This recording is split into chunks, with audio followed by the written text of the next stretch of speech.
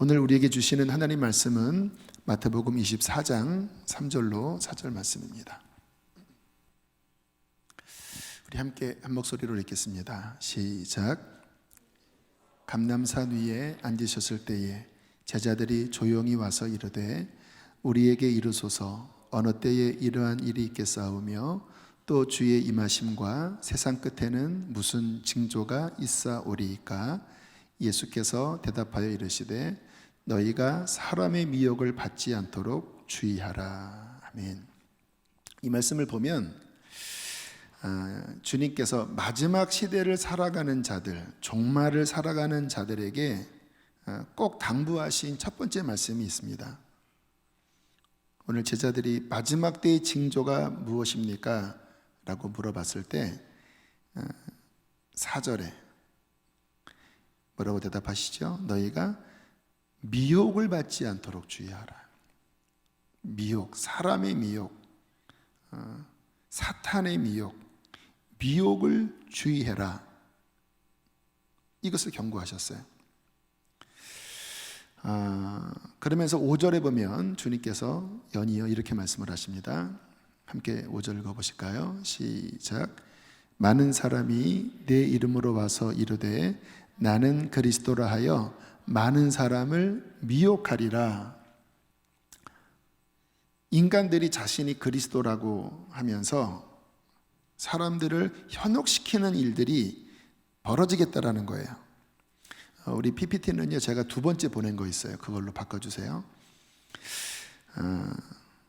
그러니까 이 말씀의 의미는 기독교 안에서 미혹이 벌어진다라는 거예요.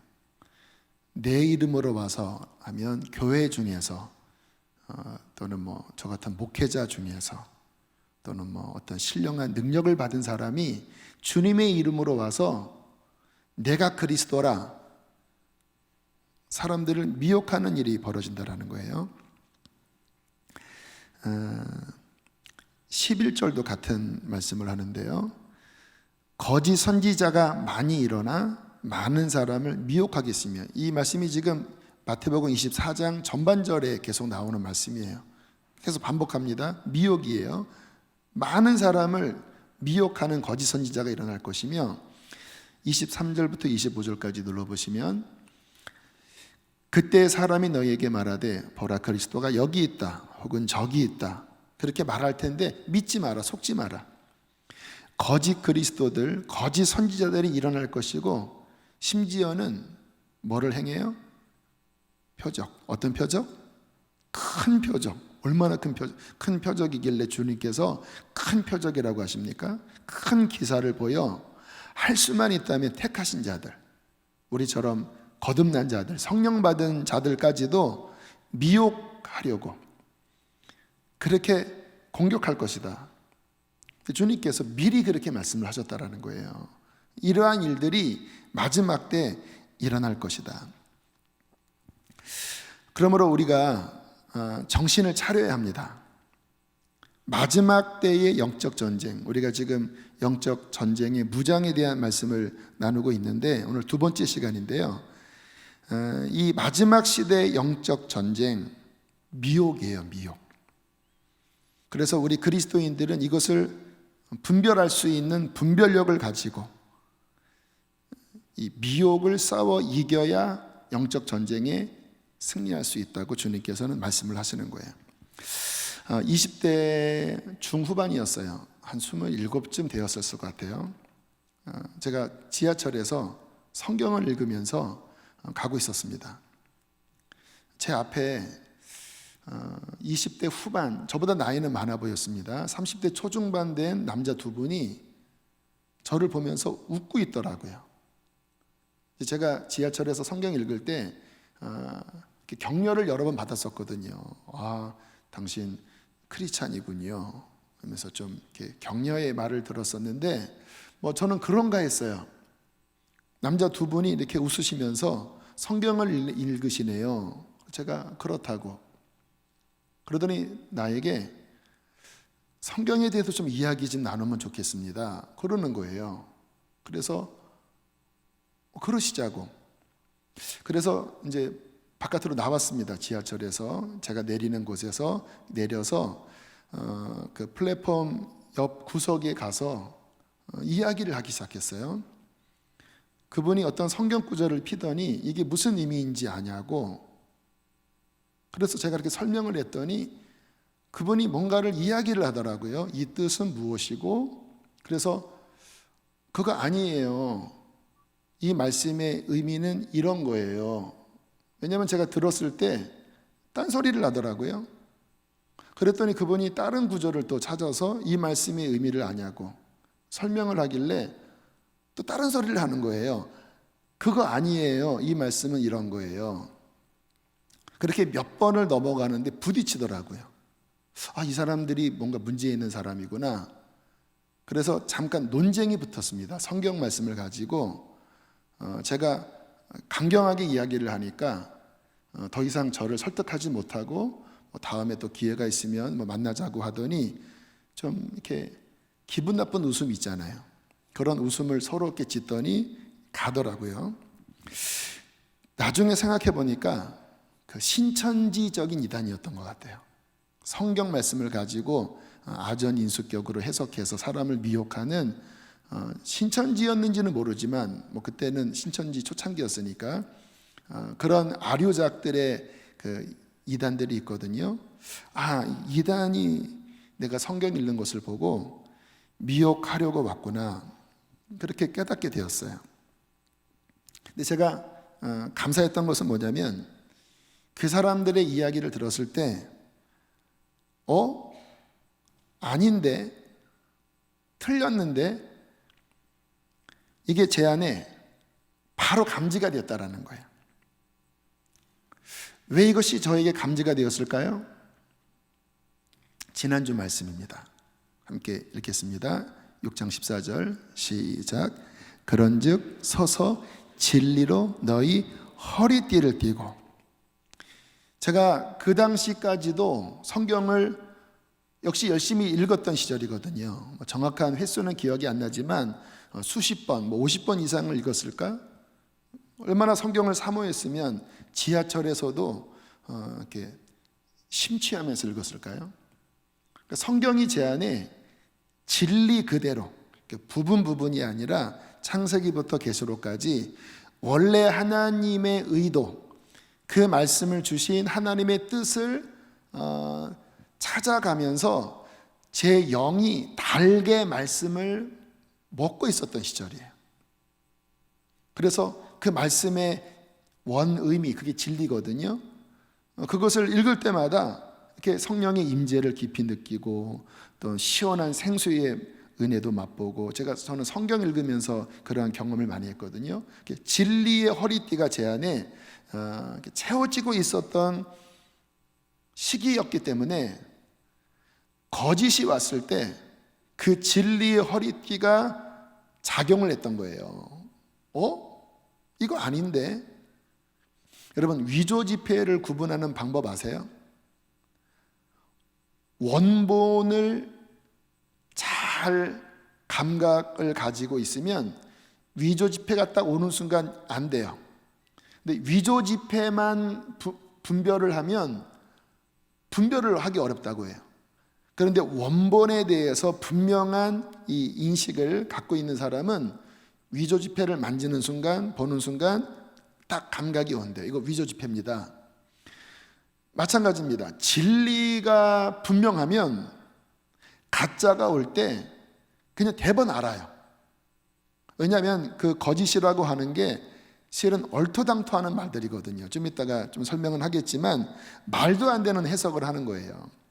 진리를 알면 거짓은 대번 드러나는데 많은 사람들이 안타깝게 진리가 없기 때문에 거짓에 넘어가요.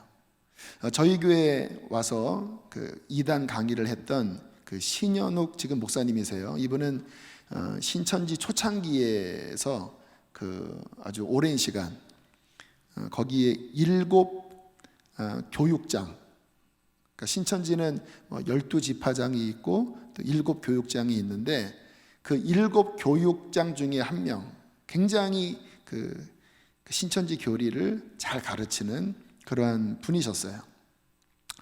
그분이 이제 나중에 잘못을 깨닫고 나와서 이단 강의를 지금도 하고 계신데, 그분이 그러더라고요. 본인이 강동구에 그 신천지 교회를 세웠는데 그 몇 년 만에 그 인근에 있는 교회의 장로님들, 권사님들, 이러한 분들만 300명인가 됐대요. 초창기에 90년대쯤이었던 것 같아요. 제가 그 말을 듣고 어이가 없더라고요. 어떻게 말도 안 되는 이 교리를 초신자도 아니라 장로님들이면 교회에 오래 다니는 분들 아니겠습니까? 그런데 그 성경 공부를 하면서 내가 드디어 진리를 찾았다. 그리고는 본 교회를 뛰쳐나와서 그 이단 교회에 들어가서 수백 명이 앉아있다고 하는 소리를 듣고 진리의 허리띠가 없구나. 그냥 전통적인 교인, 여기서 조금 저기서 조금 들었던 그러한 지식에 조합한 그 체계만 가지고 있지 정말 진리 위에 서지 못하기 때문에 사탄이 미혹을 하면 그냥 거기에 꼬꾸라져 넘어가는 거죠. 오늘은 그래서 이 미혹에 대한 부분 살펴보려고 해요. 특별히 이 마지막 때는 필수적으로 우리가 알아야 될 것이 이 미혹이 무엇인가, 여기에 대한 영분별. 그 고린도전서 12장에 보면 은사 중에 영분별의 은사가 있거든요. 영분별, 하나님께로부터 온 영인지 사탄으로부터 온 영인지 분별하는 영분별의 은사가 있는데, 이 부분을 필수적으로 우리가 가져야 돼요. 왜냐하면 너무 많아요. 바깥에서만이 아니라 교회 내적으로도 이 사탄의 미혹이 너무 많아요. 그래서 주님께서 마지막 시대를 살아가는 자들에게 반복해서 미혹을 조심해라. 많은 사람들이 거짓 선지자로 너희에게 올 것이다. 그렇게 말씀을 하신 것입니다. 자, 이단 미혹의 종류에 대해서 살펴볼 텐데, 첫 번째는 거짓 선생 이단입니다. 거짓 선생 이단 또는 거짓 선생 미혹. 베드로 후서 2장 1절 말씀 함께 읽어보실까요? 시작. 이와 같이 너희 중에도 거짓 선생들이 있으리라. 그들은 멸망하게 할 이단을 가만히 끌어들여 자기들을 사신 주를 부인하고 임박한 멸망을 스스로 취하는 자들이라. 이미 이 당시 때부터 거짓 선지자, 또 너희 중에, 이 교인들을 향하여 하는 말이에요. 그 중에 좀 지도격이 있는 사람들 중에 거짓 선생들, 이들은 어떠한 미혹이냐면 교리적 이단이에요. 하나님의 진리에서 빗나간 잘못된 가르침, 성경을 왜곡하는 이단입니다. 그래서 이들은 성경 이야기를 해요. 하나님 말씀을 이야기해요. 그런데 잘못된 거예요. 우리가 성경 공부 하지만 조심해야 합니다. 왜냐하면 아까 이야기한 그 신천지나 제가 성경 읽었을 때 다가온 그 이단들도 그랬듯이 사탄이 성경 말씀 가지고 속여요. 어떻게 그런 일이 일어날 수 있습니까? 예수님 시대에도 그랬어요. 주님이 광야에서 시험 받으실 때 두 번째 시험이 성경 가지고 시험한 거예요. 기록된 바 천사들이 너의 발을 붙잡아 준다고 하는 시편 말씀이 있지 않느냐? 이 높은 데서 뛰어내려라. 그러면 이 말씀처럼 너를 붙잡아 줄 것이다. 그런데 예수님은 이 마귀가 인용한 말씀의 그 목적이 원래 하나님께서 성경에서 의도한 목적과는 전혀 다른 의도와 목적이라는 것을 간파했어요. 이게 중요합니다. 성경 말씀 자체가 문제가 아니라 잘못 호도하는 거예요. 주님께서 뭐라고 말씀하십니까? 주 너의 하나님을 시험치 말라 말씀하셨다. 지금 네가 나에게 요구하는 것은 겉은 성경 말씀이지만 의도는 하나님을 시험하게 만드는 거야. 그 잘못된 거야. 성경을 가지고 왜곡시키는 것.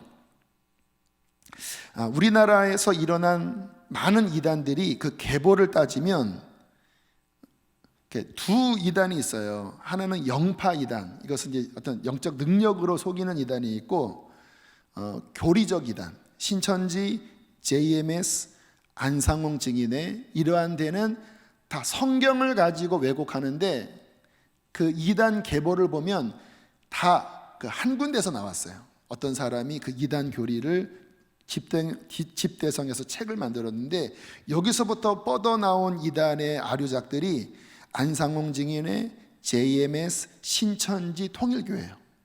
거기 막 피가름 교리라든가 또 뭐 그 신이 임해서 내가 예수가 됐다고 하는 그런 여러 교리들이 있는데 조금 다르지만 핵심은 같은데 이 특징은 거짓 선지자, 거짓 선생, 성경을 가지고 잘못 해석하는 거예요. 베드로서 3장 16절에 보면 그 초대교회도 그런 일이 이미 일어나고 있음을 말씀을 하시는데요. 함께 읽겠습니다. 시작. 그 중에 알기 어려운 것이 덜어 있으니 무식한 자들과 굳세지 못한 자들이 다른 성경과 같이 그것도 억지로 풀다가 스스로 멸망이 이르느니라. 그 당시에 사도 바울 서신들이 돌아다니고 있었는데 그 당시 사람들이 어렵게 느끼면서 잘못 해석하는 일들이 많이 있었나 봐요. 그러니까 베드로가 경고하는 거예요.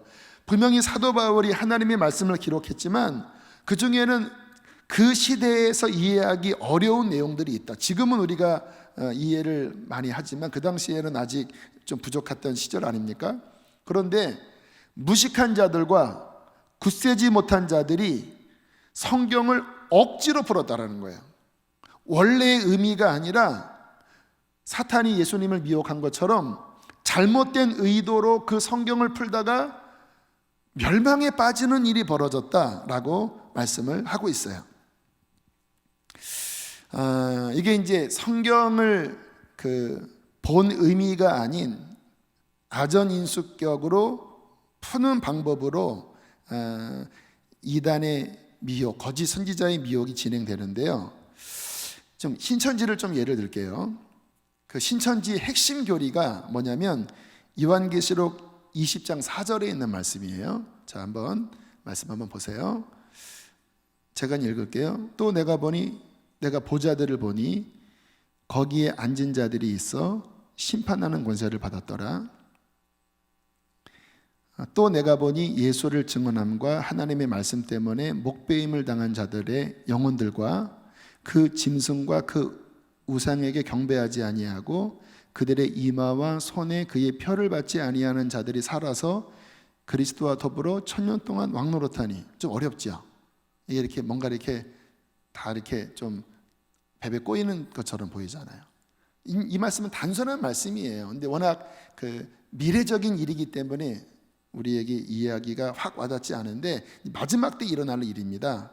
어떤 의미냐면 그 마지막 시대의 그 환란을 지킨 순교자들도 있고 또 마지막 적그리스도의 그 666표를 받지 않은 자들도 있고 또 이미 예수님 안에서 죽어 이제 저 하늘에 올라간 의인들의 영들도 있고 주님 재림 전에는 이 땅에 있는 그리스도인들은 육으로 있고 또 이미 천국 간 믿음의 선조들은 아직 부활하기 전이니까 영의 상태에서 하늘에 있잖아요. 자, 그런데 이 상태에서 주님께서 재림하실 때 부활한다라는 거예요. 살아있는 자들은 산 상태에서 영화로운 몸으로 바뀌죠. 그래서 더 이상 죽지 않는, 둘째 사망의 해를 받지 않는 주님의 그 형상과 같은 거룩한 모습으로 바뀌어서 주님과 함께 왕노릇하는 제사장의 역할을 하는 그 영화로운 몸으로 바뀐다. 이게 부활교리입니다. 우리가 잘 알고 있는 그런 내용이에요. 근데 이 신천지가 이것을 어떻게 곡해하는지 아세요? 저 위에 예수의 영이 있고 12 사도의 영이 있고 7 지파장인가 7 천사의 영이 있고 14만 4천의 의인들의 영이 하늘에 있다. 자, 마지막 때 어떻게 되는가? 이 땅에 있는 각 사람에게 이만희에게는 예수의 영이 임하고 그 신천지에 12지파가 있잖아요. 그래서 뭐 요한 지파, 베드로 지파 막 그런 얘기 들어보셨죠?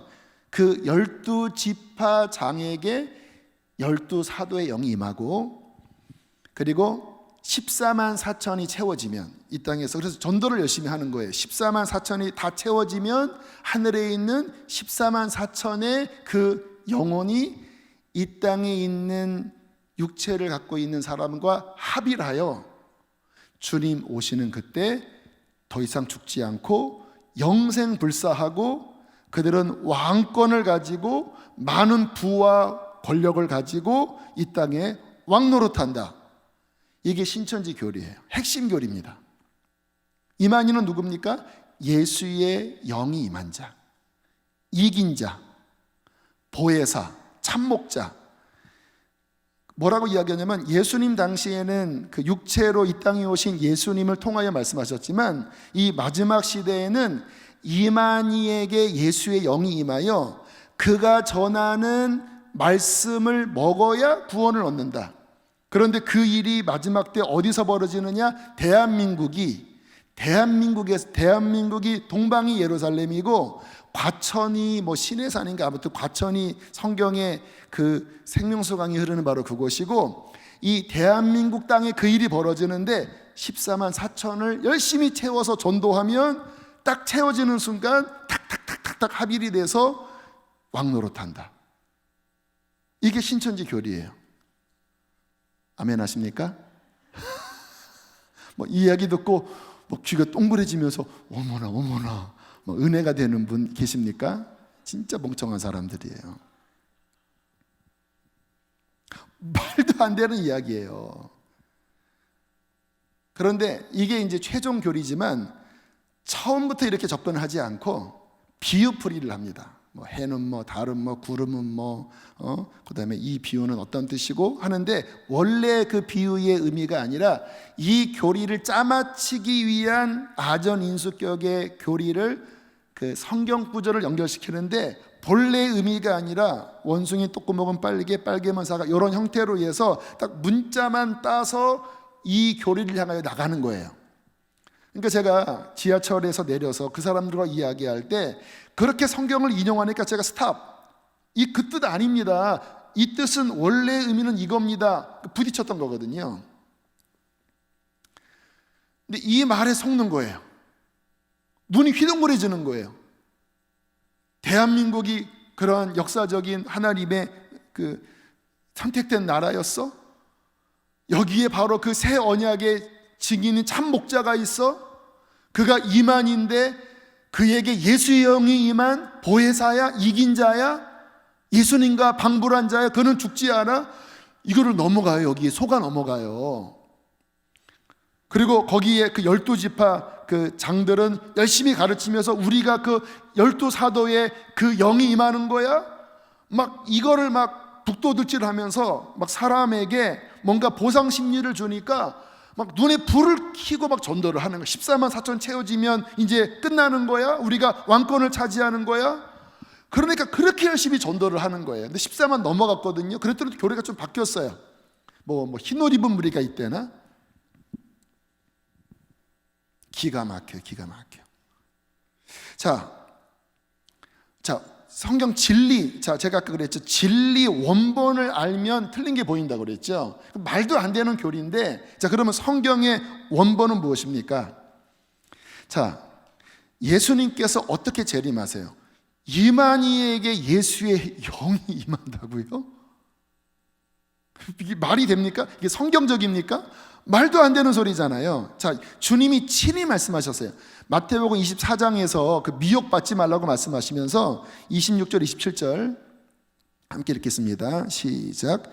사람들이 너희에게 말하되 보라 그리스도가 광야에 있다 하여도 나가지 말고 보라 골방이 있다 하여도 믿지 말라. 자, 여기까지만. 그러니까 이 땅에서 그 이만희처럼 JMS처럼 여기에 있다 저기에 있다 그렇게 말해도 뭐 하지 말라고요? 믿지 마라. 주님은 이미 승천하셔서 하나님 보좌 우편에 계시는 거예요. 그러면 어떻게 재림하는가? 그 비밀스럽게 뭐 정명석이에게 임하고 이만희에게 임하는 게 아니라 분명하게 말씀하셨어요. 27절 시작. 번개가 동편에서 나서 서편까지 번쩍임같이 인자의 임함도 그러하리라. 마지막 주님의 재림은 우리가 알고 있는 것처럼 그 부활하신 예수님은 지금 부활의 몸을 갖고 계신 분이에요. 부활하신 분이 또다시 다른 사람의 몸에 왜 들어갑니까? 성령님이 들어오시는 거지. 주님의 재림은 왕권을 가지고 통치자로 모든 사람들의 보는 눈 앞에서 마치 번개가 번쩍이는 것처럼 그분이 지상의 왕권을 가지고 재림하시는 거예요. 다 아시죠? 모르세요? 어떻게 이만희에게 임해요? 그 넙죽 청와대 그 시계 미안합니다. 어떻게 그게 말이 믿어요? 근데 이 사람들이 울면서 믿어요. 우리 주님께서 넙죽 절했다고, 고난 중에 계시다고. 계시록 1장 7절 보세요. 함께 읽겠습니다. 시작. 볼지어다 그가 구름을 타고 오시리라. 각 사람의 눈이 그를 보겠고 그를 찌든 자들도 볼 것이요 땅에 있는 모든 족속이 그로 말미암아 애곡하려니 그러하리라. 분명하게 말씀하시잖아요. 주님께서 승천하실 때 천사들이 이렇게 구름을 타고 올라가신 것처럼 구름을 타고 오실 것이다. 모든 사람의 눈에 보이게 오실 것이고 예수님을 핍박한 자들도 볼 것이고 땅에 있는 모든 족속이 주님 재림하실 때 그분이 메시아였구나, 그분이 하나님의 아들이었구나, 내가 그분을 내가 믿지 않았구나 가슴을 친다라는 거예요. 모든 사람의 보는 눈앞에서 임한다라는 거예요. 이것도 비유풀이로 해요. 구름은 뭐 이렇게, 여기서 말하는 구름은 진짜 하늘에서 구름을 타고 오시는 거예요. 그 구름이 이 수증기인지 아니면 하늘의 생명수인지는 모르지만 주님의 이 말씀은 눈에 보이게 지상에 재림하시는 건데 비밀스럽게 오신다? 비유풀이 구름은 뭐? 제가 까먹었어요. 구름은 무슨 뭐 사람들이래나 뭐래나 하면서 그 다른 그 구름 말씀을 이렇게 연결시켜 뭐 구름같이 허다한 증인들이 있으니 그래서 우리 신천지에 이 구름 같은 우리 사이에 계신 이만희 이렇게 얘기하는 거예요. 그를 찌른 자들도 봐라, 이번에 그 영상이 이만희가 넙죽 절했는데 그를 찌른, 그를 핍박한 자들도 볼 것이요. 그런가? 그런가? 예라이, 죄송합니다. 열이나 이런 보면 말도 안 되는 소리를 하니까. 자, 명확하게 재림은 비밀스럽게 오시지 않아요. 초림은 비밀스럽게 오셨어요. 근데 재림은 심판주로 모든 눈에 보이는 재림주로 오세요. 두 번째, 아까 그랬잖아요. 뭐 살아남은 자들에게 영이 임해서 무슨 합일된다고요? 그래서 12 뭐 제자, 무슨 7 뭐 무슨 장, 교육장, 뭐 14만 4천? 이게 무슨 이게 호랑말 것 같은 소리예요. 참나 어이가 없어서. 자, 데살로니가전서 4장 16절 17절 보세요. 함께 읽겠습니다. 시작. 주께서 호령과 천사장의 소리와 하나님의 나팔 소리로 친히 하늘로부터 강림하시리니 그리스도 안에서 죽은 자들이 먼저 일어나고 그 위에 우리 살아남은 자들도 그들과 함께 구름 속으로 끌어올려 공중의 소주를 영접하게 하시리니 그리하여 우리가 항상 주와 함께 있으리라. 여러분, 저 하늘에서 죽은 영의, 죽었지만 영의 구원을 받아서 있는 자들도 주님 오실 때 이 땅에서 몸이 살아나면서 자기의 육신과 함께 붙어서 부활하는 거지. 베드로가 왜 저기에 있는 그 베드로의 그 코리안에게 들어가요? 그는 성경의 베드로입니까? 아니면 코리안 베드로입니까? 아바타입니까? 말이 안 되잖아요. 그 베드로는 베드로의 육신이 부활해서 그 영과 합일, 자신의 육체와 합일돼서 부활하는 거고, 살아있는 우리는 뭐 또 다른 영이 들어오는 게 아니라 우리 안에 계신 성령으로 말미암아 살아있는 상태에서 영화롭게 변화되어 주님 앞에 올라가는 거예요. 우리가 다 아는 말씀이에요. 그런데 왜 말도 안 되는, 뭐 진짜 이게 도대체 이거는 거의 뭐 동방 신비제, 이거는 뭡니까? 이 귀신 같은 소리죠. 귀신 같은 소리. 귀신이 콩가루 씹어 먹는 소리죠. 여기요 어떻게 속아요? 나는 이해가 안 가요. 자, 또 하나, 여러분 잘 보세요. 그들이 말하는 게 뭐냐면 대한민국이 그 이사야서 보면 동쪽 땅 끝에서 뭐 하나님을 찬양한다 그런 말씀이 있거든요. 근데 대한민국이 바로 그 나라라는 거예요. 그래서 대한민국의 그 천년왕국이 뭐 건설된다나, 그리고 이 대한민국에서 14만 4천이 나온다나, 이것도 말이 안 되는 소리예요. 여러분, 주님의 복음은 그 예루살렘에서부터 시작하여 모든 족속에게 퍼지는 거예요. 아멘이십니까? 그래서 모든 민족 가운데 구원받은 주의 백성 교회들이 나와서 주님 마지막 재림하실 때는 모든 민족들 가운데 구원받은 자들이 주님을 맞이하는 거거든요. 이게 성경에 이렇게 열방으로 퍼져나가는 하나님의 계획인데, 왜 퍼져나가다가 갑자기 왜 딱 끊치더니, 왜 갑자기 이 코레아가 왜 갑자기 마지막 그 메시아가 다시 뭐 재림주로 온 바로 왜 그 나라가 돼요? 제가 그 신천지 그 사람들이랑 이야기할 때, 그러면 다른 나라 사람들은 어떻게 되냐고. 대한민국에 14만 4천이 있고 구원받은 사람이 있다고 하면 다른 나라 사람들은 어떻게 되냐고. 또 당신들이 성경 가지고 이야기하는데, 이 성경이 2000년 전에 기록되었고 수천 년의 기독교 역사 가운데 교회가 세워졌고 주님 믿은 많은 사람들이 있고 그 복음이 여기까지 온 건데, 그러면 여기서 그 이만희의 그 교리를 만난 사람만 구원을 받는다고 하면 이 2000년 동안 역사에 있었던 수많은 교회 하나님의 사람들은 뭐냐고. 너희들이 얘기하는 그 성경의 그 근거가 2000년 전에 쓰여진 여기서부터 시작했는데 이 중간에 구원받은 사람들한테 없는 거냐고. 성경은 모든 민족에게 가는 거라고 말씀했는데 왜 갑자기 대한민국이 무슨 과천이 되냐고. 말이 안 되잖아요. 성경이 흐름과 안 맞잖아요. 대답 못해요. 그런데 세뇌가 돼 있어서 이런 말을 하면 또 다른 이야기, 또 다른 성경 구절을 이야기해요. 제가 아무리 그거를 피려고 이야기해도 한번 그 이단 교리에 딱 이 장착이 되면요, 안 보이나 봐요. 안 보이나 봐.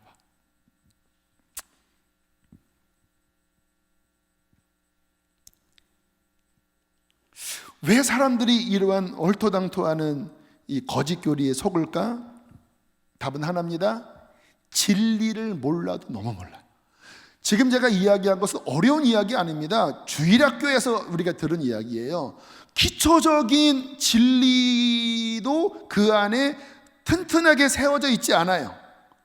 그러니까 말도 안 되는 그 이야기를 일주일에 3번, 한 번에 뭐 3시간씩 공부한다나, 그렇게 몇 달만 공부하면요, 이게 다 무너져 버리고 그 거짓 선생의 교리가 그 안에 확신 있게 장착이 돼요. 진리 허리띠가 없는 거예요. 여러분, 우리는 성경 말씀을 알되 원 의미를 알아야 합니다. 그게 진리예요.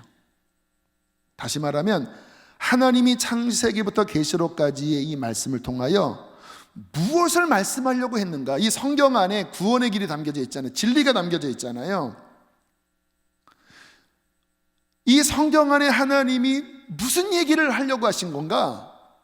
그 원본, 그 하나님의 원래의 뜻, 그 진리를 알면 속지 않죠.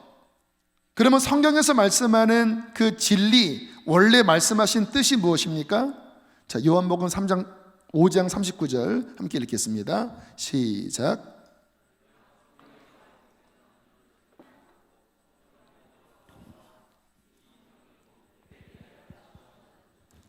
성경은 한 사람을 향한 이야기입니다. 예수 그리스도, 구원자. 구약은 오실 메시아에 대한 이야기고 신약은 이미 오신 메시아에 대한 이야기예요. 그래서 주님께서 이 성경에서 영생을 얻는데 이 성경이 나에 대하여 증거한 것이다. 유월절 어린 양이 누군지 아느냐? 바로 나다. 반석이 누군지 알았느냐? 바로 나다. 나를 통하여 생수가 흐르는 거야. 주님께서 그 구약에 있는 수많은 그 예언들이 바로 자신을 가리켜 말씀을 하는 거고, 바로 자신이 그 메시아로 이 땅에 왔다. 그래서 성경을 통하여 나를 알게 되면 영생을 얻게 된다라고 말씀을 하신 거예요. 자, 그런데 그 예수는요, 중요한 이야기입니다. 너무 기본적인 거지만 하도 속으니까 말씀을 드리는 거예요. 그 예수예요. 그 예수. 그 예수가 누군지 아세요? 2000년 전에 마리아의 몸에 성령으로 잉태되어 이 땅에 오셔서 십자가 지시고 부활하신, AD와 BC를 구분하신 우리가 알고 있는 역사 속에 그 메시아가 성경의 주인공이에요. 왜 제가 이 말씀을 드리는지 아시겠죠? 그들이 뭐라고 이야기하냐면 두 가지 종류로 이야기합니다. 그 메시아가 지금은 자기라는 거예요. 그리고 예수님이 하신 구원은 불완전하다라는 거예요. 그래서 지금 이제 내가 전하는 이 말을 들어야 비로소 구원에 이룰 수 있다라는 거예요. 그러니까 거짓 예수죠. 가짜 예수지요. 이따가 그 말씀을 배울 텐데 가짜 예수예요. 그래서 우리가 분명하게 알아야 될 게 뭐냐면 성경의 핵심은 뭐냐? 예수에 대한 이야기인데 그 예수는 뭐 비밀스럽게 또 인간 뭐 코리안 누구에게 임한 그 예수가 아니라 역사 속에 바로 그 예수예요. 너무나 이건 기본적인 이야기인데 여기에서 속아버리면 큰일 납니다. 성경의 핵심은 무엇입니까? 예수에 대한 이야기예요. 자, 예수님이 하나님의 아들이신데 이 땅에 오셔서 우리의 죄를 짊어지고 십자가 지시고 부활하셔서 우리의 죄를 속죄하시고 이제 우리는 그를 믿을 때 성령을 받아 죄사함을 받고 하나님의 자녀가 되는 거지요. 자, 그 다음 성경의 중요한 이야기. 자, 디모데전서 1장 4절로 6절. 자, 성경의 핵심 이야기. 첫 번째는 예수를 믿으라고요. 그 예수를 믿으면 어떻게 해야 되는가? 자, 읽겠습니다. 시작. 신화와 끝없는 족보에 몰두하지 말게 하려 함이라. 이러한 것은 믿음 안에 있는 하나님의 경륜을 이름보다 도리어 변론을 내는 것이라. 이 교훈의 목적은 청결한 마음과 선한 양심과 거짓이 없는 믿음에서 나오는 사랑이언을 사람들이 이에서 벗어나 헛된 말에 빠져. 자, 디모데후서 3장 16절 17절도 함께 보겠습니다. 시작. 모든 성경은 하나님의 감동으로 된 것으로 교훈과 책망과 바르게 함과 의로 교육하기에 유익하니 이는 하나님의 사람으로 온전하게 하며 모든 선한 일을 행할 능력을 갖추게 하려 함이라. 자, 성경의 목적 첫 번째는 예수 그리스도, 그를 믿으라. 그를 믿으면 죄사함 받고 그에게 성령이 임하신다. 자, 두 번째 성경의 목적은 무엇입니까? 그 예수님 믿고 성령을 통하여 어떻게 되는 거예요? 청결한 마음을 갖는 거예요. 선한 양심을 갖는 거예요. 거짓이 없는 진실한 믿음을 가지고 하나님을 사랑하고 이웃을 사랑하는 성화로 나가는 거예요. 그런데 이단은 어떻게 됩니까? 그 핵심에서 벗어나서 신화와 끝없는 족보에 빠져 헛된 말에 빠지는 거예요. 아까 그 원숭이 똥구멍 빨기 그런 것처럼 무슨 신비한 거를 이야기하는 것 같은데 성경 말씀 놔두세요. 계속 신비한 말씀을 하는 것 같은데 그 내용이 인간이 뭐 예수라고 하고 뭐 마지막 때 신비한 일이 일어난다고 막 이야기하고 열심히 우리 그 교리를 전하라고 하는데 막상 청결한 마음, 선한 양심, 거짓 없는 믿음에서 나오는 사랑 이런 게 아니라 신천지는 심지어는 그 섹스 포교도 한대요. 수없이 거짓말을 해요. 수없이. 그들은 그것을 모략이라고 해요. 그러니까 이 사람을 전도하려면 거짓말해도 괜찮다. 수없는 거짓말을 이야기해요. 심지어는 부모에게도 속여요. 그리고 부모가 이걸 반대하면 집을 나오라고 그래요. 심지어는 부모를 고소하라고 그래요. 이 싸가지 없는 것들이. 이게 욕 먹어. 예수님도 독사의 새끼들이라고 했어요. 부모를 고소하라고 해요. 이 자식들이. 성경에 부모를 공경하라 했잖아요. 물론 성경에 나를 위하여 주님을 더 사랑하라 하는 말씀도 있지만 이들은 그게 아니라 부모를 헌시작처럼 버리고 그리고는 완전히 비도덕적으로 살면서 심지어는 그것을 위해 거짓말과 성적인 어떤 것도 행하라고 하는데 그들이 알고 있는 성경 이야기는 헛된 허황된 말, 뭐 신비로운 이야기들을 하는데 정작 성경에서 가르치려고 하는 그 말씀에서 벗어난다라는 거예요. 디모데후서 3장 16절 17절. 성경의 목적이 뭐냐? 교훈과 책망과 바르게 함과 의로 교육하고 하나님의 사람으로 온전하게 하여 모든 선한 일을 행할 능력을 갖추게 하랍니다. 다 무슨 이야기합니까? 우리를 깨끗게 만들어주는 것이 목적이라는 거예요. 죄를 버리고 하나님을 더 순결하게 사랑하고 하나님의 계명에 순종하면서 이 세상에 빛이 되고 의롭게 살아가고 불의를 버리고, 이게 성경의 목적이라는 거예요. 근데 우리 힘으로 안 되니까 어떻게 해야 됩니까? 예수 그리스도를 의지하고 그 안에 있는 성령을 따라갈 때 성령을 통하여 우리로 하여금 교훈과 책망과 바르게 함과 의로 교육함과 선한 일을 행할 능력에 빠지고 청결한 마음과 선한 양심과 참된 사랑이 나오는 이 거룩한 변화를 추구하는 게 성경의 목적이잖아요. 그런데 이단들의 특징은 이 성경의 본 목적이 아닌 자신의 교파를 확장하기 위한 온갖 거짓과 속임승과 인간을 우상화하는 그 안에 신비로운 해석을 한다고 하면서 사람들을 호도하고 미혹한다라는 거예요.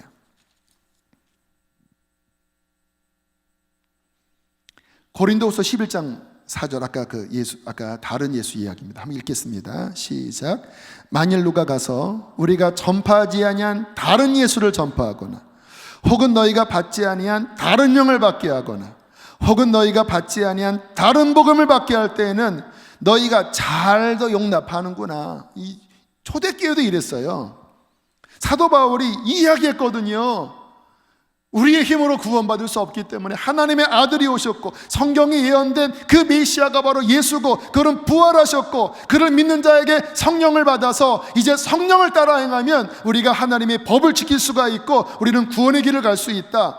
그래서 너를 회개하고 성령 받고 이제 오직 예수님만 붙잡아라. 이게 복음이었는데 이 거짓 교사들이 와서, 거짓 선지자들이 와서 피스무리한데 다른 예수를 전했다라는 거예요. 지금 그 이단들처럼 성령이 아닌 다른 영을 받도록 속였다라는 거예요. 그래서 계시록에 보면 그 니골라당의 교훈, 또 거짓 선지자 이세벨의 어떤 미혹, 다른 영, 성령으로부터 온 것이 아닌 뭔가 홀리한 것 같은데 다른 영이에요. 그 영을 따라가면 진리에서 벗어나요.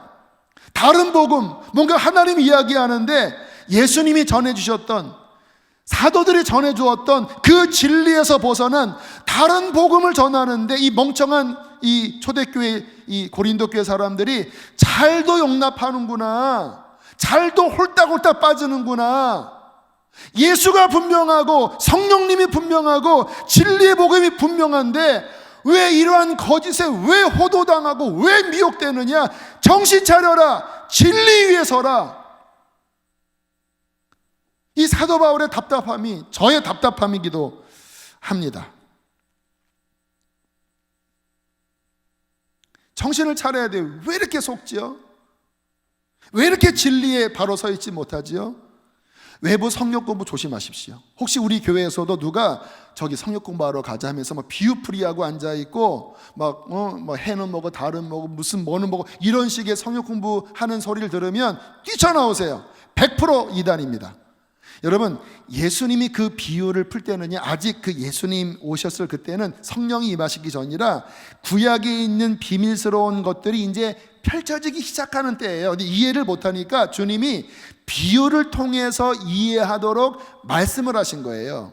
그런데 이제 주님이 부활하고 승천하신 다음에는 요한복음에 뭐라고 말씀하시냐면, 진리의 영이 오시면 그 진리의 성령께서 너희를 모든 진리 가운데로 인도하실 거야. 그때는 숨기지 않고 분명하게 말씀을 하는 거야. 그래서 사도 바울의 서신서에 보면 비유풀이의 말씀을 하지 않고 지혜와 계시의 영을 통하여 하나님 안에 있는 그 비밀스러운 진리, 지금 제가 이야기한 예수 그리스도, 성령, 그 우리가 알고 있는 복음을 확 열어주신 거예요. 그래서 바울이 말하기를, 내가 예수님 만났을 때 아라비아에 갔을 때 그 깊은 계시를 받아서 그 하나님의 복음, 이방인에게까지 복음이 전파되는 구약의 선지, 그 오래전부터 감추어져 있던 이 비밀이 이제 밝히 열려졌고, 나는 이 편지를 통하여 갈라디아서, 에베소서, 로마서를 통하여 이 비밀을 너희에게 다 이제 풀었다. 그래서 신약으로 넘어가면, 그러니까 서신서로 넘어가면 비밀스러운 해석이 아니라 하늘의 진리를 성령의 계시의 영으로 분명하게 밝혀요. 그러면 이제 우리는 그 예수님께서 말씀하신 비유풀이도 이제 우리는 그 원 의미를 알아요. 왜? 신약이 완성되었으니까. 그럼 이 부분도 알고 이제 성경 전체를 통해서 이제 본체를 봤으니까 그 하나님의 영광이 진리를 그대로 받으면 되는 거거든요. 그런데 계속 꽈배기 꼬는 것처럼 막 배배 꼬는 거야. 이거는 뭐고 이거 뭐. 근데 예수 그리스도 2000년 전에 그 예수께로 가는 게 아니라 이상한 교주로 가고, 그리고 우리를 성결하게 가는 게 아니라 그 이단 그 고기로 향하게 하면서 비도덕적으로 가는, 요렇게 배배 꼬면서 끌고 갈 때 이게 사탄의 미혹이라 이름을 알기 때문에 딱 사탄아 물러가라, 미혹아 떠나가라, 어디 감히 나에게 이런 이야기를 감히 주잡스럽게 이야기를 하냐고, 사탄아 물러가라, 그렇게 나와야 되잖아요. 그래요 안 그래요? 말씀을 들으시는 당신. 그런데 여기 뭐가 있나? 진짜 그런가? 말씀이 꿀과 같네. 여기 진짜 대단한 거 있네. 쥐뿔이 무슨 대단한 게 있어요. 그래서 그런 분들의 특징은 그 사람들이 하는 말이 뭐냐면, 교회에게 이야기하지 마라. 목사 그런 거 이런 거 이 진리를 모른다. 그러니까 이게 사탄의 속임수잖아요.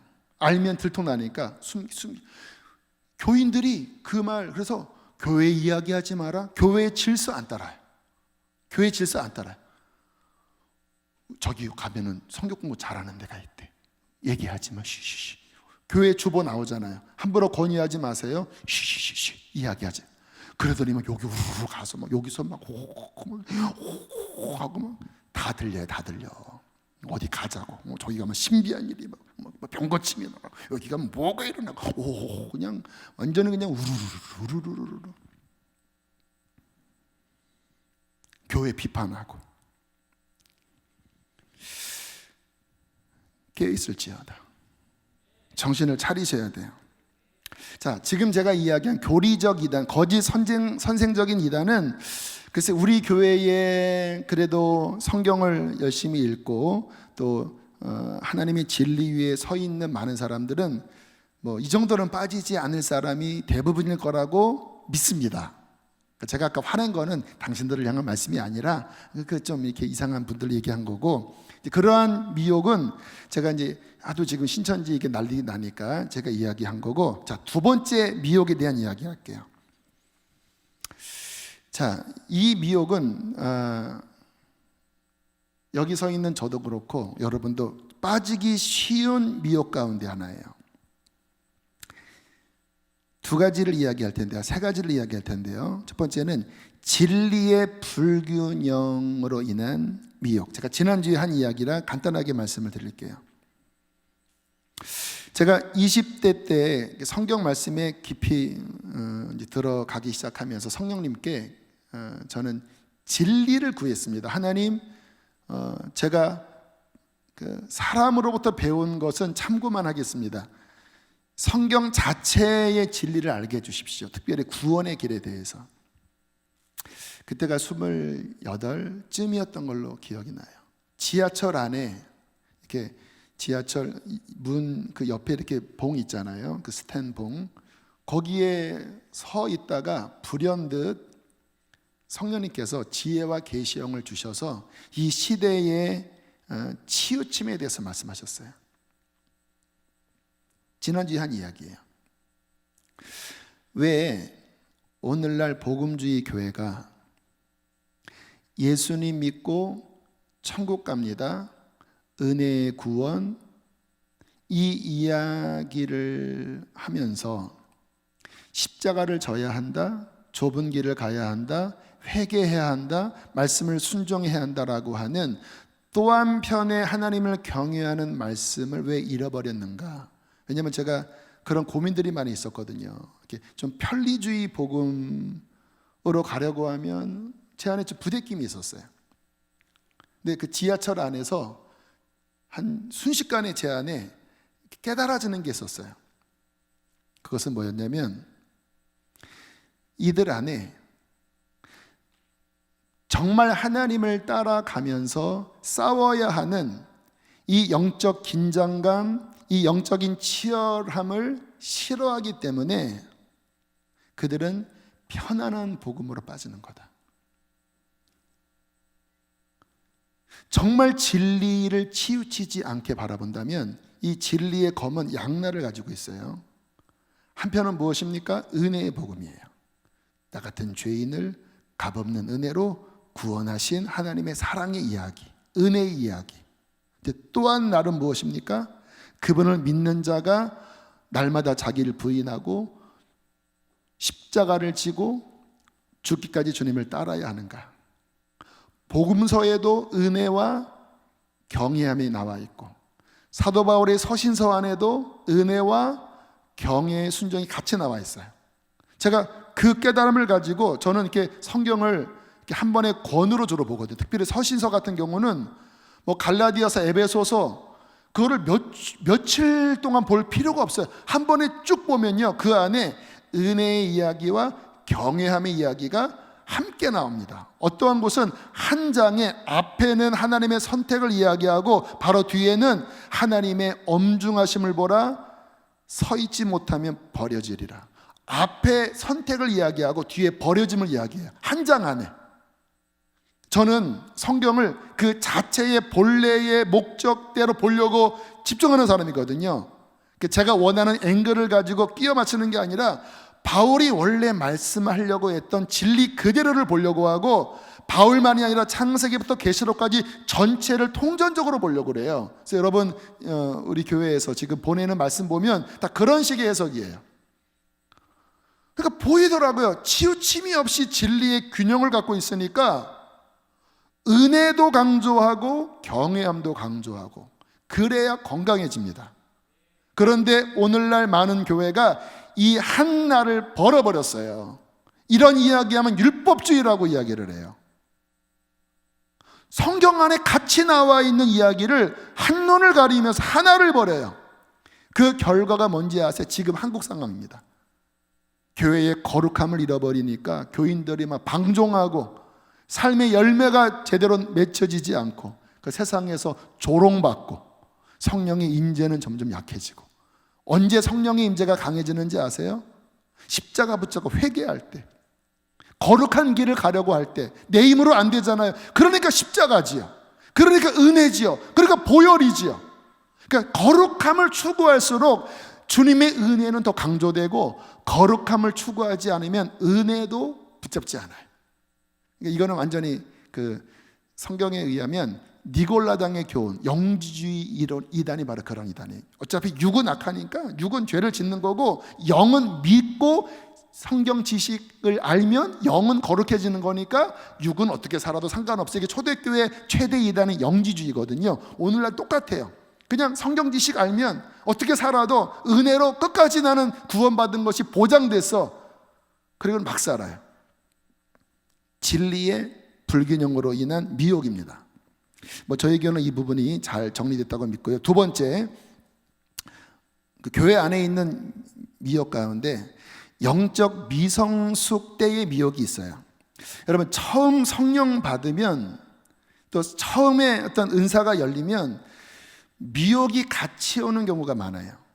그러니까 영적인 게 열려서 어떤 음성이 들려, 성령의 어떤 음성이 들리는데 많은 경우 사탄의 미혹도 같이 일어납니다. 왜 그러냐면 이제 주님의 은혜로 구원은 받았지만 아직 그 내면 안에 아직 그 정리돼야 될 많은 영역들이 있거든요. 마치 이스라엘이 가나안 점령할 때 여전히 거기 일곱 족속과 싸웠잖아요.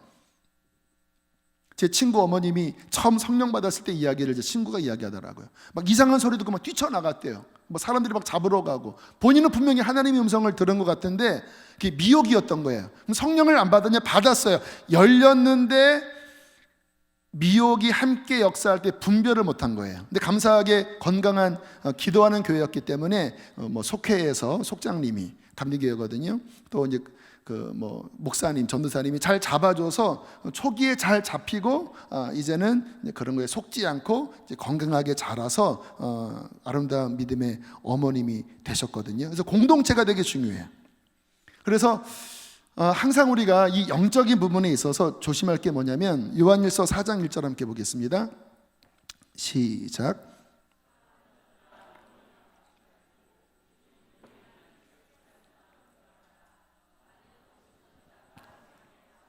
분명하게 이야기.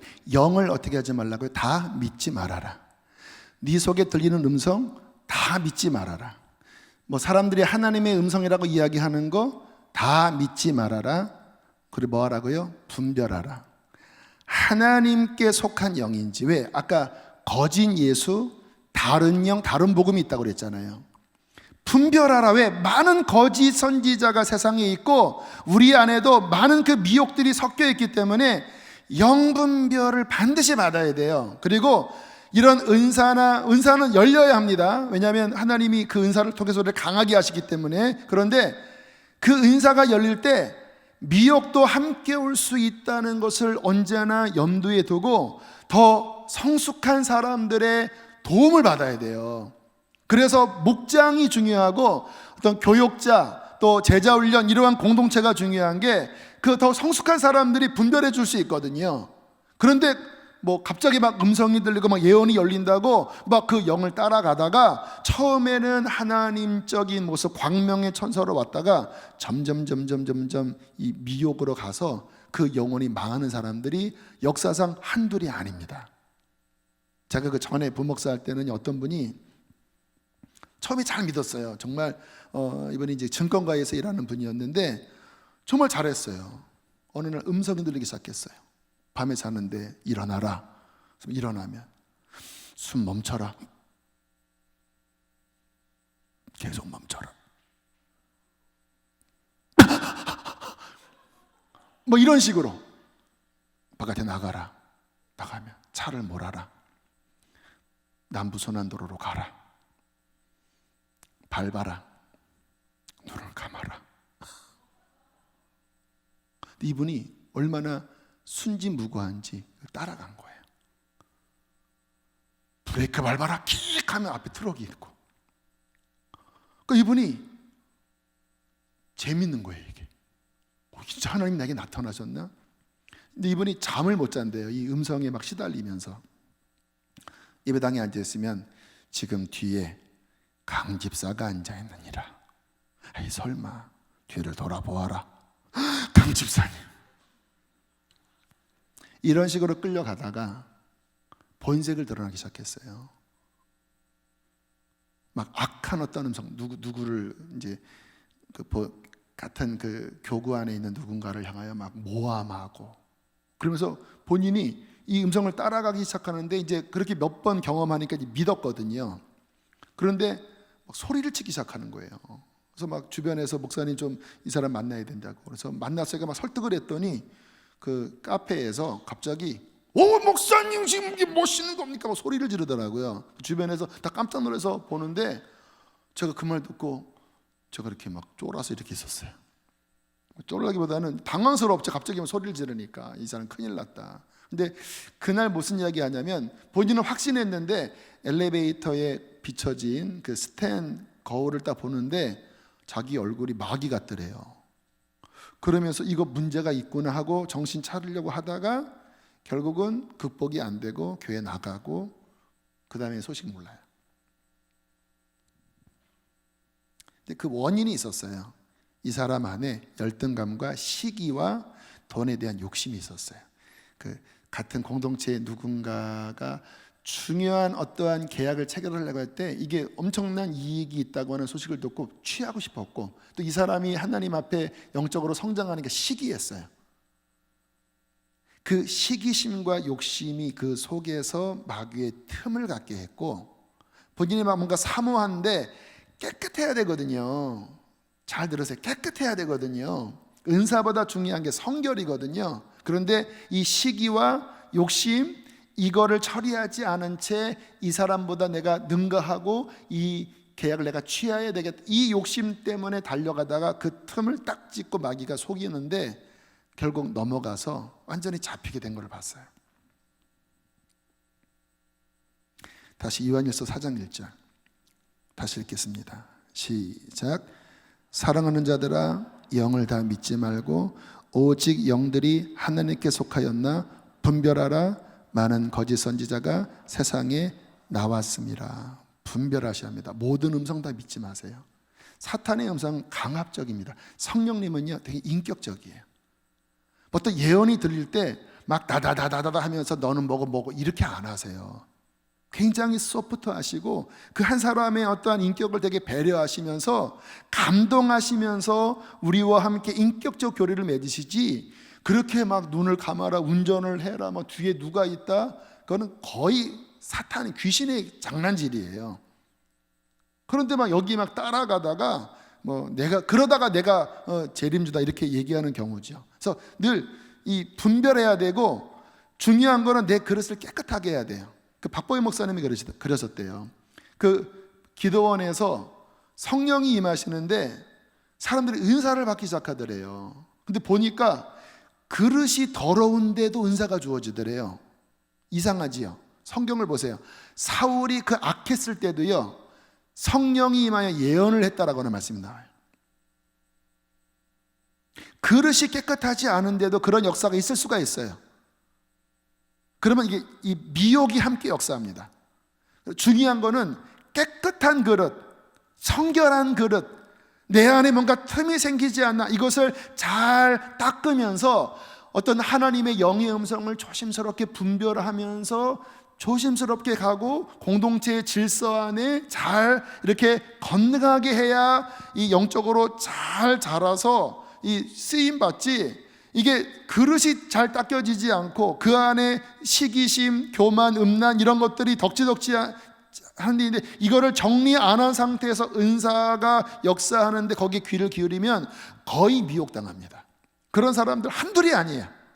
그래서 자기가 방에다가 뭐 차려놓고 뭐 기도받으러 오라고 하고, 뭐 복채 내듯이 뭐 헌금하라고 하고, 굉장히 많아요. 자, 이게 영적이 미성숙할 때 나타나는 특징인데, 마지막 미혹이 있습니다.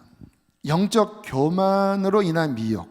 이제 그 사람이 잘 정리되지 않은 채 계속 이제 뭔가 성경 지식도 늘어나고 뭔가 은사도 더 커지고 뭔가 사역의 포지션도 늘어났는데 겸손을 못 배운 거예요.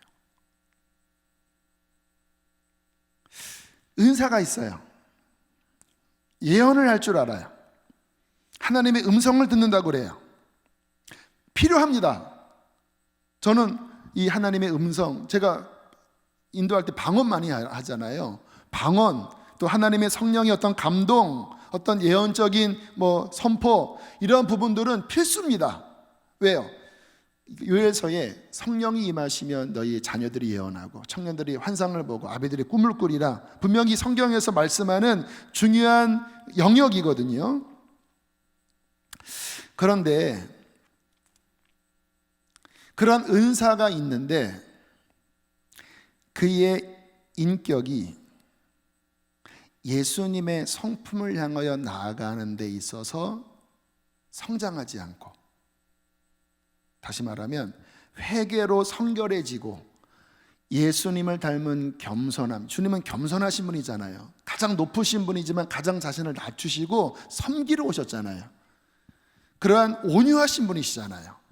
그 예수님의 온전한 인격을 따라가는 데에 방향을 잡지 않고 그 안에 교만, 그 안에 성질, 그 안에 상처를 방치한 채 은사만 개발시키는 거예요. 그러면 어떤 일이 벌어지는지 아십니까? 은사가 나갈 때는 그 사울이 예언한 것처럼 뭔가 하나님적인 예언이 나가요. 근데 딱 뒤집어서 그 사람 안에 쓴뿌리가 나갈 때는 막 혈기 부려요. 그리고 이 은사를 자신의 어떠한 목적을 향하여, 욕적을 위하여 조종합니다. 조종해, 사람들을 조종해요. 하나님이 나에게 말씀하셨어 하면서 그 사람을 내 수하에 이렇게 들어오게 해요. 그래서 내 말을 듣게 만들어요. 그런 일들이 일어나기 굉장히 쉬운 일이거든요. 정말 순결한 사람이라면 주님을 바라보게 해야 되고, 하나님이 말씀하셔서 너 이렇게 말하면 안 돼요. 아세요? 정말 겸손한 사람이라면 왜? 하나님께서 말씀하셨어, 너 나랑 예배드려야 돼. 하나님이 말씀하셨어, 너 신학교 가. 하나님이 말씀하셨어, 너 헌금해. 이렇게 말하면 안 돼요. 왜? 이 사람이 바르게 분별 안 할 수도 있고, 또 설사 하나님께서 말씀하셨다고 해도 그렇게 말하려고 하는 동기 속에는 너 내 말 들어. 내가 하나님의 대언자고 너는 내 밑으로 돌아와야 돼. 또 우리 교인들은 순수하니까 그 말을 들으면 딱 묶입니다. 하나님이 이 사람에게 말씀하셨어? 내가 그러면 이 사람과 예배를 드려야 돼? 내가 이 사람에게 뭔가를 줘야 돼? 그러면 또 이 사람들은 막 기도를 많이 하니까 뭔가 뭐 하나님 어떻게 하면서 막 뭔가 케어를 해주는 것 같잖아요. 근데 그 내면을 잘 들여다보면 그 밑으로 들어와. 내가 음성 듣고 그 사람의 말이 나가 많아요. 미혹당하기 아주 쉽습니다. 뭐가 정상이냐? 이 사람이 말을 하더라도 하나님의 음성인지 아닌지 먼저 분별해야 되고, 음성이라 할지라도 혹시 이 말이 이 사람에게 덕이 되지 않거나 또는 공동체에게 뭔가 문제가 생길 것 같으니까 조심하게 그 하나님의 음성일지라도 분별하고, 기도하면서 이러한 마음이 들었는데 한번 기도해 보세요. 그 사람과 하나님과의 관계를 존중하면서 이 사람이 하나님 앞에 서고 주님의 음성이라면 이 말이 언젠간 되겠죠. 그러나 나는 언제나 통로일 뿐이고 또 나는 불완전하니까 덕스러움 안에서 겸손한 안내자의 역할로 이렇게 되면 그 사람은 참 귀한 그릇을 갖고 있는 사람이에요. 이게 정상이거든요. 근데 이러한 태도가 아니라 내가 하나님의 음성을 듣고 내가 받았는데 너는 이렇게 해야 돼 하는 순간 자신이 그리스도의 자리로 가고, 이 사람은 하나님의 권위라고 하는 빌미로 내 밑으로 들어오고, 그 대화 속에서는 나가 들어가면서 성령이 역사하시는 것 같지만 그 안에 미혹이 들어가면서 여기서 상처가 생기고 여기서 속임수가 생기고 여기서 사기를 당하고 성적으로 강간을 당하고 많은 문제들이 벌어져요. 한두 건이 아니에요. 그럼 이 사람에게 임한 성령님이 가짜인가? 문제는 섞여 있어요. 그런데 겸손을 배우지 못해서 그냥 남발을 해버리는 거야. 하나님이 어떻게 하라고 그랬다. 여러분 주변에서 하나님이 너랑 예배드리라고 그랬어, 하나님이, 이러한 사람들은 일단 경계하십시오. 저희 교회에서 그런 사람 인정 안 합니다. 또 그 사람이 뭔가 기도회를 인도하고 뭔가를 하는데 그 사람이 교회 중심으로 사람들을 연합시키고 겸손하게 자신을 가리고 그 섬기는 이 마음으로 가는 게 아니라 내가 어떻게 하고 내가 예언하고 나의 이게 강하고 내가 여기가 좋고 하는 나라는 게 드러나면요, 떠나세요. 그 안에 80%는 선한 게 있다 할지라도 영적 교만함이 그 안에 이렇게 들어가 있으면 반드시 거기서 문제가 생겨요. 그 잔느기용 책을 보면 그 잔느기용이 어떠한 그 당시에는 이제 어쨌든 뭐 중세 시대니까 그 어떤 신부님을 향하여 하나님이 그 잔느기용이 보여주시는 환상인데, 물방울 보여주시는데 한 물방울은 맑더래요. 한 물방울은 맑은데 그 안에 주리가 있더래요. 한 물방울은 혼탁하더래요. 사람들의 영적 상태입니다. 맑은 물방울은 그 안에 이러한 사심이 없고 겸손하고 나는 죽고 그리스도만 드러내는 것을 추구하는 사람. 섞여 있는 사람은 은사는 있는데 뭔가 그 안에 자신의 상처, 자신의 우월감, 자신의 어떠한 것들이 섞여서 움직여요. 그래서 분명히 성령님이 역사하는 것 같지만 이러한 까만 물줄기를 통해서 계속 뭔가 잡음이 일어나요. 이쪽은 아예 혼탁한 거는 아예 그냥 그 개차반이고, 제가 그 내용 보고 와, 이게 진리다. 내 안에 줄이 있잖아요. 상처도 있고 교만함도 있고, 그러나 싸워야 해요. 저는 은사를 많이 받은 사람은 아닙니다. 그러나 어릴 때부터 어쨌든 하나님의 역사는 있었는데 제가 그 당시에 진짜 고민을 많이 했던 게 뭐냐면 교만함이었어요. 어떤 집회를 하면 어린 나이인데 막 불이 떨어지고 사람들이 뒤집어지고 막 열광하고 그런 일들이 21살 때부터 있었거든요. 그런 거 끝나고 나면 제 마음이 우쑥우쑥 올라가는 거예요. 막 사람들 칭찬해 주면 제 안에 막 우쑥우쑥 올라가는 거예요. 그때마다 제 안에 저를 쳤던 진리가 뭔지 아세요? 교만은 패망의 선봉이요 거만한 마음은 넘어짐의 앞잡이다.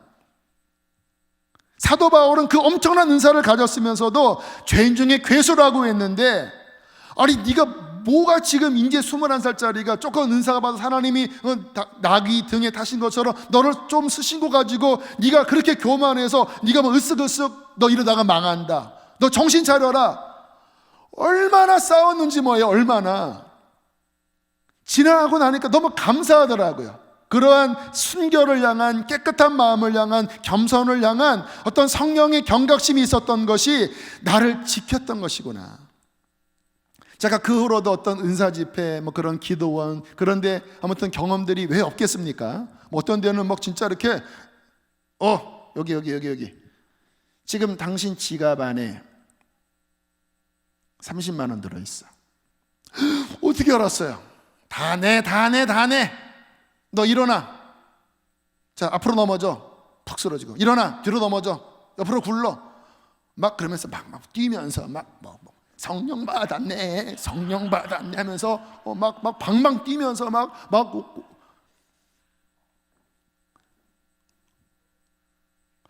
와, 저런 게 있구나. 나중에 이렇게 걸어 지나서 영적으로 깨있는 분이 대마귀였다가 대마귀. 제가 뭔가 신령한 것이 있다고 아까 말씀드렸죠. 성경의 핵심은 예수 그리스도고 성경의 목적은 성결이라고. 그런 것의 특징은 뭐냐면 뭔가 이렇게 붕붕 뜨는데 결론은 헌금이에요. 기도받으려면 얼마 내라. 예수님이 그러셨나요? 나한테 기도받으면 얼마 내라. 그 사람이 감동돼서 낼 수 있죠. 어디다 내야 돼요? 본인 재단에다가, 본인 교회에다가.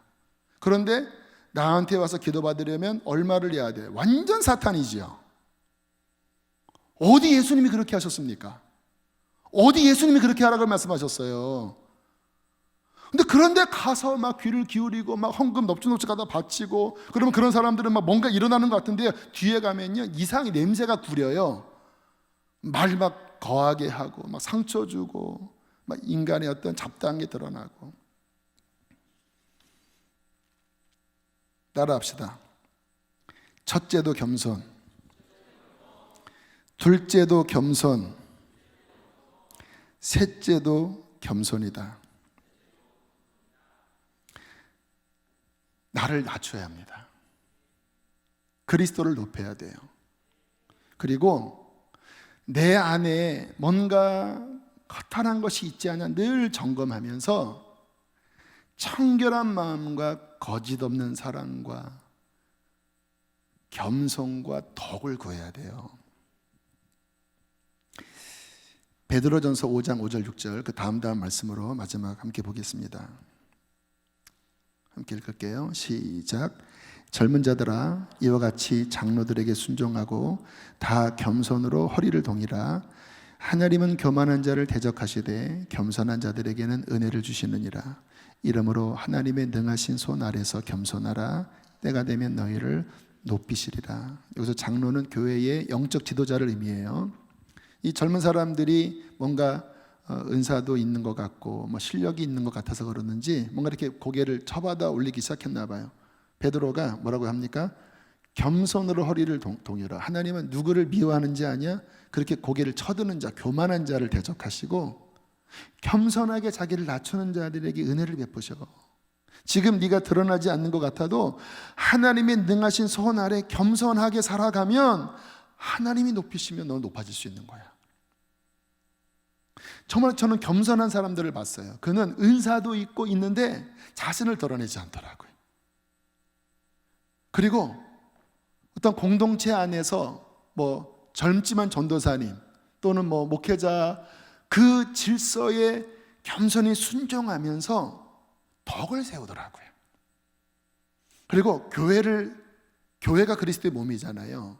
그래서 자기의 은사가 강한 분들이 이 교회 중심으로 흘러가지 않고 자기 어떤 은사 중심으로 뭔가 이렇게 당을 찍게 하는 경향이 있어요.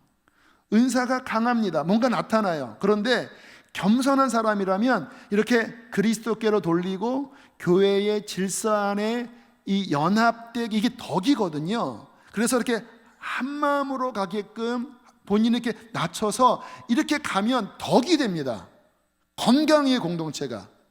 그런데 나는 이런 음성 듣고 나는 이런 은사가 있고 나는 이런 걸 할 줄 아는데 속에서 왜 당신은 이런 걸 못하고 당신은 이런 걸 안 해? 그러니까 이게 깔려 있는 거예요.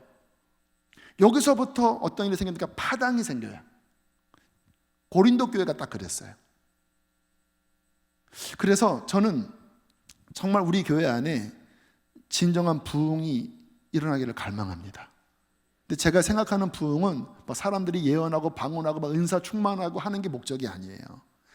정말 사람들이 예수님을 통하여, 성령님을 통하여 성결해지고 겸손해지고 낮아지고 나를 드러내는 게 아니라 그리스도를 드러내고 공동체 안에서 순종하는 삶을 살고 하나님의 능하신 손 안에서 겸손하게 낮추면서 정말 덕스러운 그 아름다운 열매를 맺을 때, 그때 역사하는 성령의 역사가 진짜 역사입니다.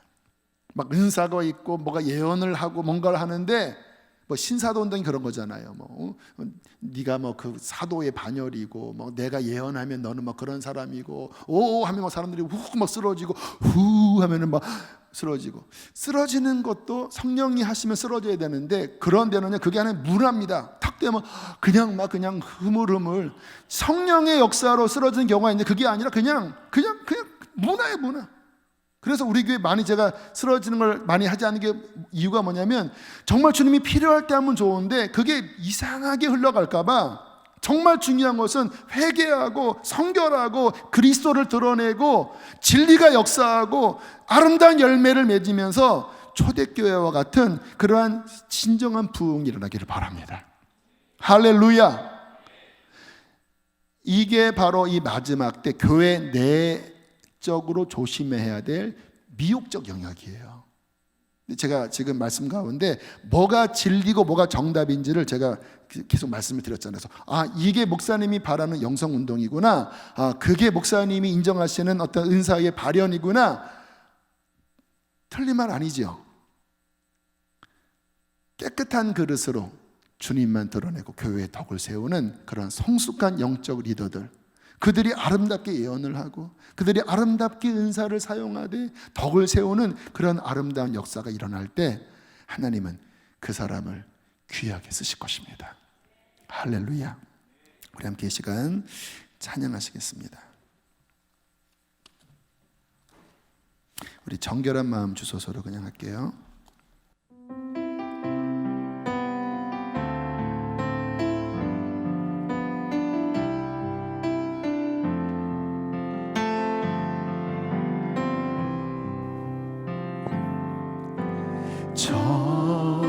정결한 마음 주소서.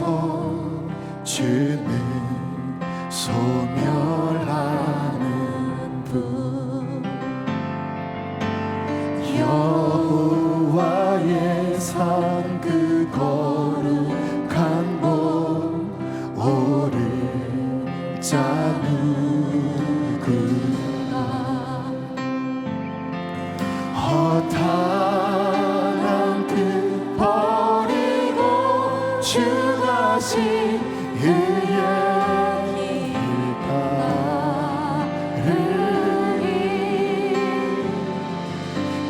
깨끗한 손으로 경외케 하소서. 주 얼굴 구하리. 오주 얼굴 구원의 하나님, 구원의 하나님, 주의 은혜로 이 백성 일으키소서.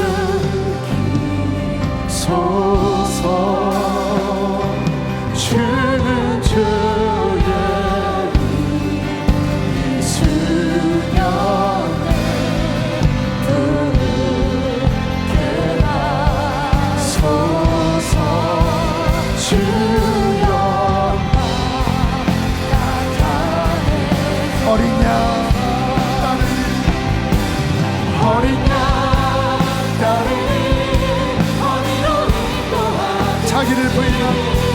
자기를 부인하고 주 따르리.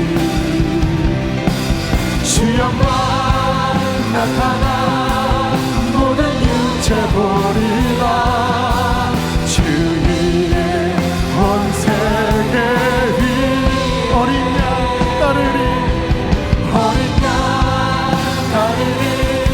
어디로 인도하는지 자기를 부인하고 주 따르리. 주 영광 나타나 모든 육체 보리라. 주의 온 세계 위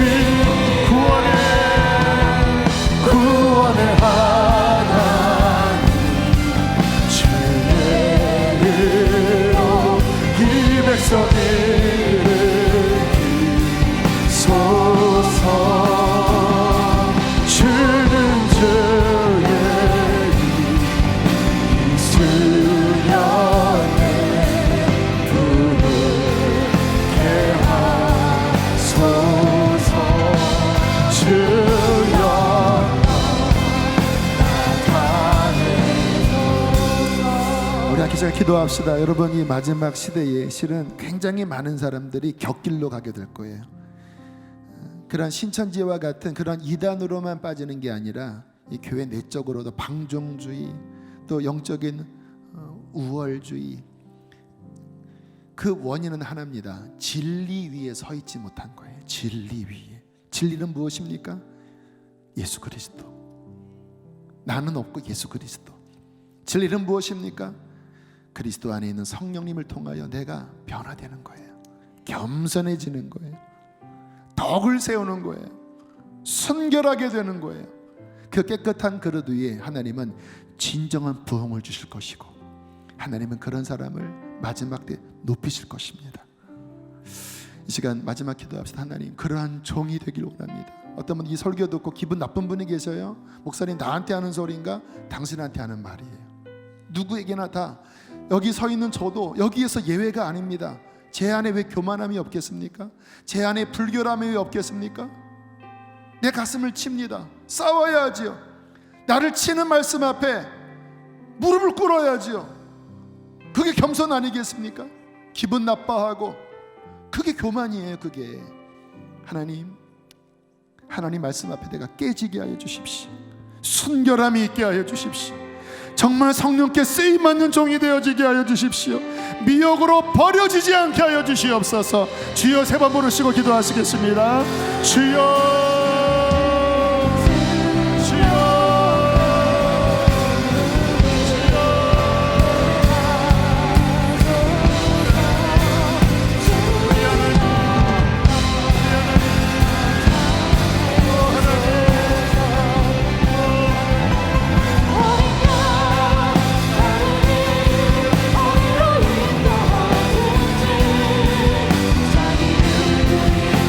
겸손하라. 마음을 낮추라. 마음을 깨뜨리라.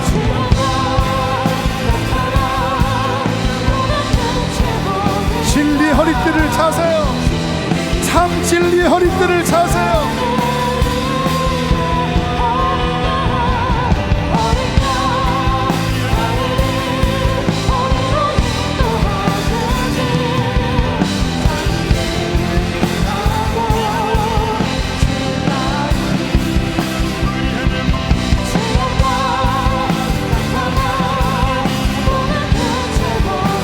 회개하세요. 회개하세요. 회개하세요.